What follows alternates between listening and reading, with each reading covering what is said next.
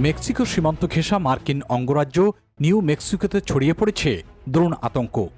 আইনশৃঙ্খলা কর্মকর্তারা সতর্ক করেছেন, মেক্সিকান ড্রাগ কার্টেলগুলো এখন সীমান্তের উপর থেকে দ্রোণ ব্যবহার করে যুক্তরাষ্ট্রে নজরদারি, পাচার ও হামলার পরিকল্পনা করছে।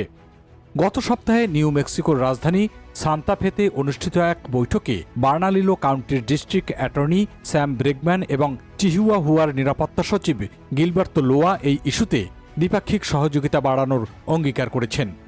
বৈঠকটি এমন এক সময় অনুষ্ঠিত হয় যখন নিউ মেক্সিকো রাজ্যের আইনসভা দ্রোণের অবৈধ ব্যবহারের বিরুদ্ধে নতুন আইন প্রয়োগ নিয়ে আলোচনা করছে।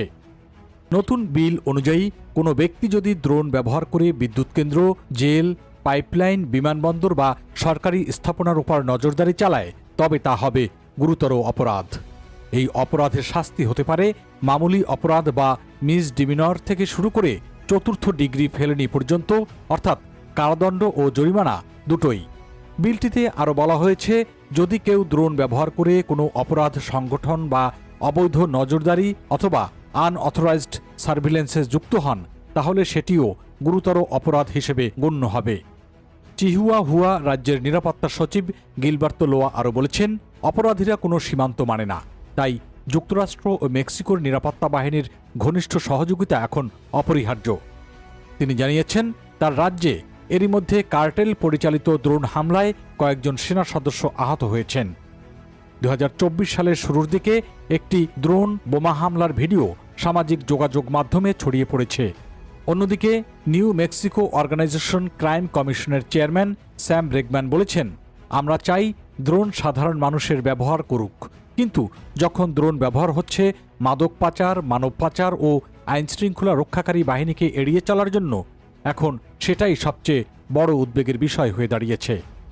তাই তিনি সতর্ক করে বলেছেন, যদি সীমান্তের ওপর থেকে দ্রোণ এসে প্যাকেজ ফেলে যায় বা পাচারকারীদের নির্দেশনা দেয়, এটি শুধু আইন ভঙ্গই নয়, এটি জাতীয় নিরাপত্তার প্রশ্ন।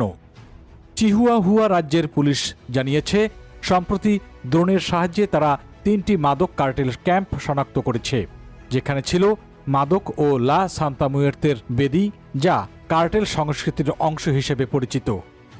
একই সঙ্গে তারা জানিয়েছে, তাদের ইউনিট এখন দ্রোণ ব্যবহার করছে পাহাড়ি এলাকার অপরাধীদের গতিবিধি ট্র্যাক করতে এবং পাহারাদারদের দলকে রক্ষা করতে।